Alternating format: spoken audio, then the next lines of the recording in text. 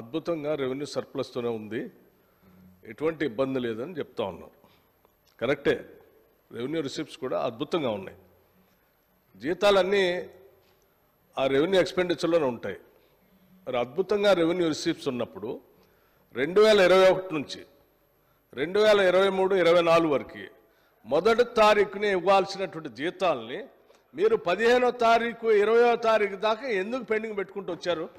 ఒక్కసారి చెప్పండి అధ్యక్ష. దేనికోసం? ఉన్న అద్భుతంగా రెవెన్యూస్ ఉన్నాయి, ఎందుకు పెండింగ్ పెట్టారు అధ్యక్ష? దేనికోసం పెట్టారు? ఎటు డైవర్ట్ చేశారు? ఏం చేశారు? ఇవన్నీ వాస్తవాలే కదా అధ్యక్ష. Speaker sir, yes sir, I agree with deputy chief minister. Receipts బాగున్నాయి. మేము చెప్పిన మాట ఏం చెప్పాను సార్? కరోనా అనేది ఒకటి విశ్వమానవాళి ఎవరు ఎన్నడూ ఎదుర్కొని ఉపద్రవం ఒకటి మనందరం కూడా ఎదుర్కొన్నాము. ఆ కరోనా సమయం మేము తెచ్చాము. కరోనా మేము తేలేస్తాము అధ్యక్ష.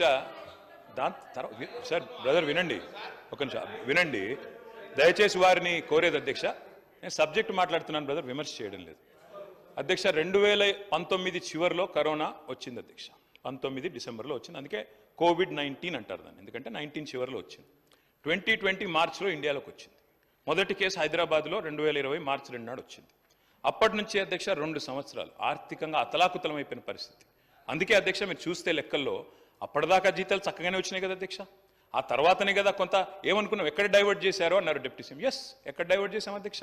మేమేమనుకున్నాం, కరోనా అయినా ఆర్థిక సంక్షోభమైనా ఆసరా పెన్షన్లు ఆగొద్దు, కళ్యాణ లక్ష్మి ఆగొద్దు, రైతు బంధు ఆగొద్దు, పేదవాళ్లకు ఎస్సీ ఎస్టీ డెవలప్మెంట్కి ఇచ్చే డబ్బులు ఆగొద్దని వాటికి డైవర్ట్ చేశాం. ఉద్యోగులకు 4-5 రోజులు ఆలస్యంగా ఇచ్చి ఉండొచ్చు, మేము ఒప్పుకుంటాం, ఇచ్చి ఉండవచ్చు. కానీ మీరు కూడా దయచేసి గమనించుకోండి, సరి చేసుకోండి. ఈ రోజు కూడా బట్టి విక్రమార్క గారు నేను కోరుతా ఉన్నా, మీరు కూడా మిమ్మల్ని మీ డిపార్ట్మెంట్ తప్పుదోవ పట్టిస్తోంది. చాలా మంది చిరుద్యోగులకు నిన్న హరీష్ గారు చెప్పారు, సిర్పూర్ కాగజ్ నగర్ ఎమ్మెల్యే గారు ఏం చెప్పారు అధ్యక్ష? కాంట్రాక్ట్ మెడికల్ ఆఫీసర్లు 10 నెలలుగా జీతం లేకుండా ఉన్నారు.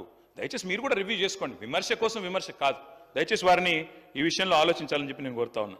మొన్న మా శాసనసభ్యులు పెద్దలు హరీష్ రావు గారు చెప్పారు అధ్యక్ష, అప్పు అప్పు అప్పు అంటూ ఊదరగొట్టాడు. నేను మళ్ళా చెప్తా ఉన్నా అధ్యక్ష, అప్పులు రెవెన్యూ రెసీట్స్కు లోబడే ఉన్నాయి. రెవెన్యూ సర్ప్లస్ ఉన్నాము అంటే అప్పులు చేసే పరిస్థితి ఇవాళ జీతాల కోసమో రెవెన్యూ ఎక్స్పెండిచర్ కోసమో చేసే పరిస్థితి లేదు. SOTRలో అంటే సొంత వనరుల వీల్లో తెలంగాణ టాప్లో ఉంది. దయచేసి ఆ ప్రచారం మానుకోండి. రెండవది నికర అప్పు. వారు పదే చెప్తారు అధ్యక్ష, 6,71,000 కోట్ల అప్పు అని వారు చెప్తారు. ముఖ్యమంత్రి గారు అయితే నెలకు 7,000 మిత్తి కడుతున్నాను ముఖ్యమంత్రి గారు చెప్తారు.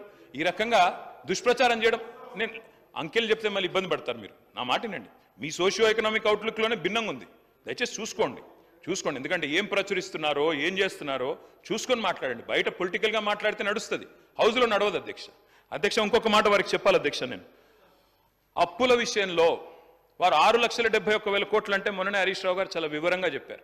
ఏవైతే ప్రభుత్వం కట్టే అవసరం లేని అప్పులు ఉన్నాయో, ఏవైతే గ్యారంటీలు మాత్రమే ఇచ్చి వాటికి కట్టే అవసరం లేని ఉన్నాయో అవన్నీ కూడా కూడేసి కేవలం బదనాం చేయాలన్న ఎజెండాతో వారు ఒక ప్రయత్నం చేశారు. I leave it to the wisdom of the honourable deputy chief minister.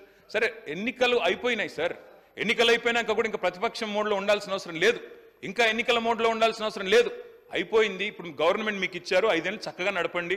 మీరు మీ రాష్ట్రాన్ని, మన రాష్ట్రాన్ని మీరే బదనాం చేస్తే వచ్చేదేమీ లేదు. రాష్ట్రం దివాలా తీసిందంటే ఒక హవాలా వ్యాపారాన్ని వస్తాడా అధ్యక్ష ఇక్కడ పెట్టుబడి పెట్టేందుకు? దయచేసి రాష్ట్రాన్ని ఖర్చు చేయడం ఆపండి అని చెప్పి నేను వారికి విజ్ఞప్తి చేస్తా ఉన్నాను అధ్యక్ష. ఇంకొక మాట చెప్పాలి అధ్యక్ష, నికర అప్పు హవాలా వ్యాపారులు కోటిలో ఉన్నారు. మీ వాళ్ళని అడగండి, బాగా చెప్తారు. తెలిసిన వాళ్ళు బాగున్నారు, మీ దానిలో వాళ్ళని అడగండి, చెప్తారు అధ్యక్ష.